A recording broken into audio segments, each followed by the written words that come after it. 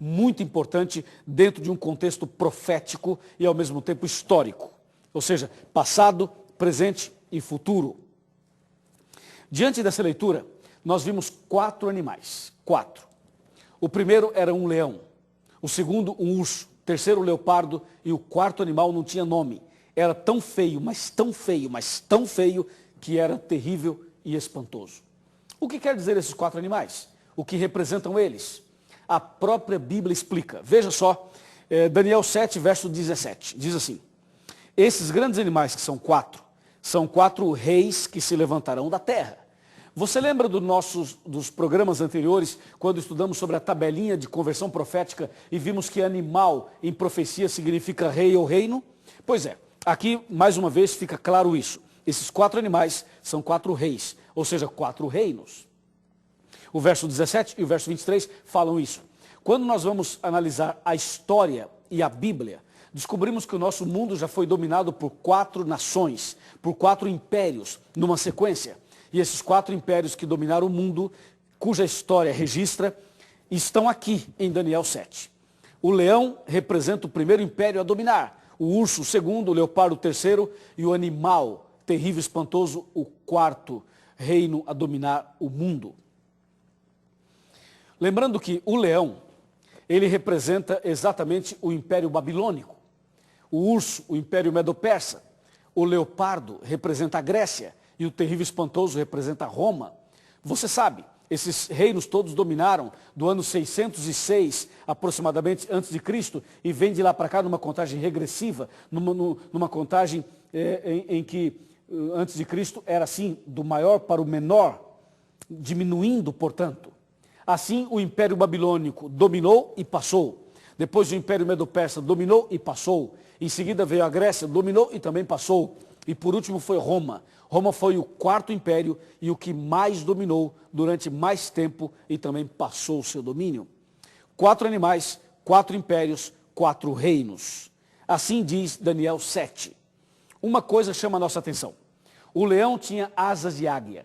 Uma águia tem 2 asas, então o leão tinha 2 asas. Leão não tem asas, na realidade.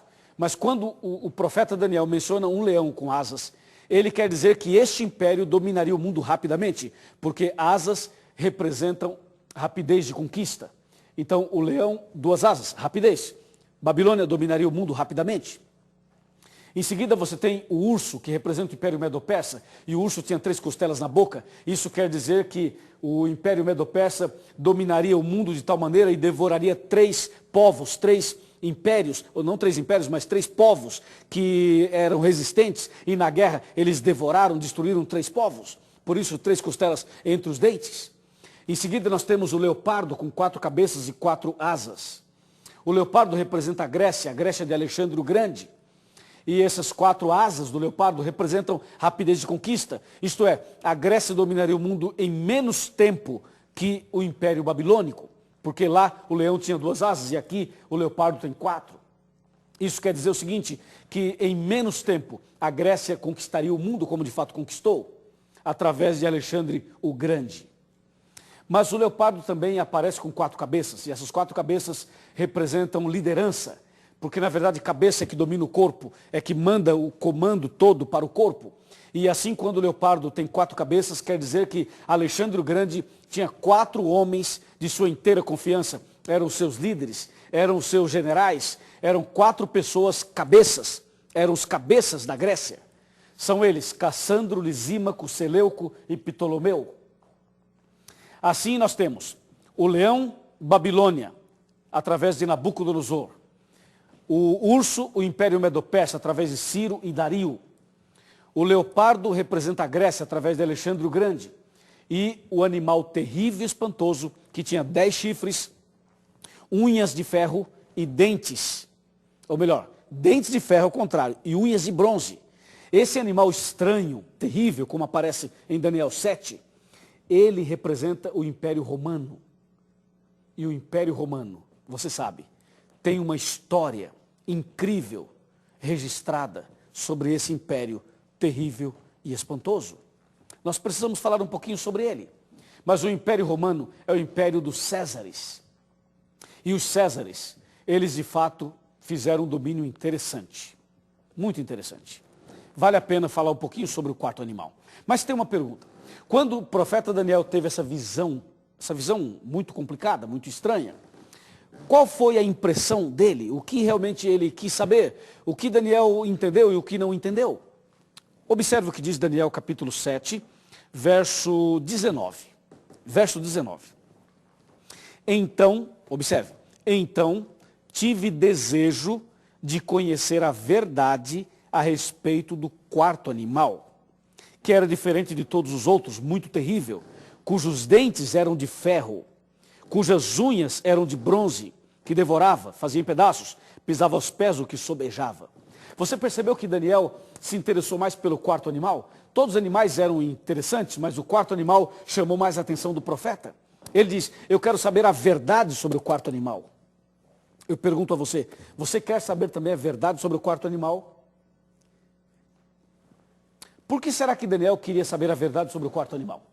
O que tem esse quarto animal de tão interessante que Daniel quis saber tudo sobre ele? Daniel quis entender mais coisas sobre o quarto animal. Se você quer saber a verdade sobre o quarto animal, se prepare, porque a verdade sobre o quarto animal é forte. A verdade sobre o quarto animal vai mexer com você. A verdade sobre o quarto animal vai ser um divisor de águas na sua vida. É importante saber? Claro que é. Estamos no Arena, aqui é o programa Arena do Futuro, e aqui nós queremos saber tudo. Se não tudo, mas pelo menos aquilo que é importante para nós sabermos.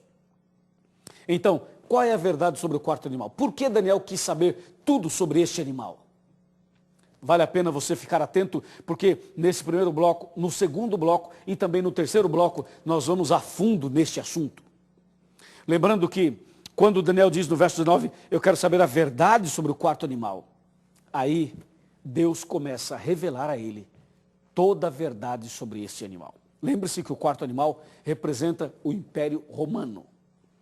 E você sabe que o Império Romano dominou o mundo de 168 a.C. até 476 depois de Cristo.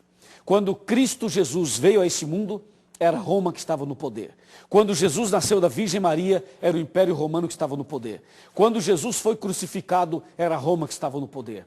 Pôncio Pilatos era um governador que atuava sob o domínio de Roma. Aquele que lavou as mãos e entregou Jesus na mão dos pecadores, ou nas mãos dos pecadores.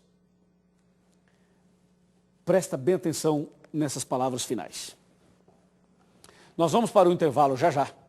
E na volta do intervalo, nós vamos saber o que isso aqui tem a ver com a verdade e qual a ligação com as notas. Lembra das notas? Duas notas iguais. Eu disse que uma era verdadeira e a outra era falsa. Então, nós vamos saber a ligação desse assunto com as notas, com a verdade, com a pesquisa de rua, com a participação, com tudo que estamos estudando aqui e estudamos até agora. Fique atento, ligue para os seus amigos, mande uma mensagem para nós, faça o pedido do seu curso bíblico e vamos juntos, agora no intervalo, mexer com mais pessoas, para que mais pessoas estudem a Bíblia conosco pela internet, pela TV, pela rádio, de alguma maneira possa acompanhar esta mensagem. E logo depois do intervalo eu volto com todos vocês. Um abraço, até já.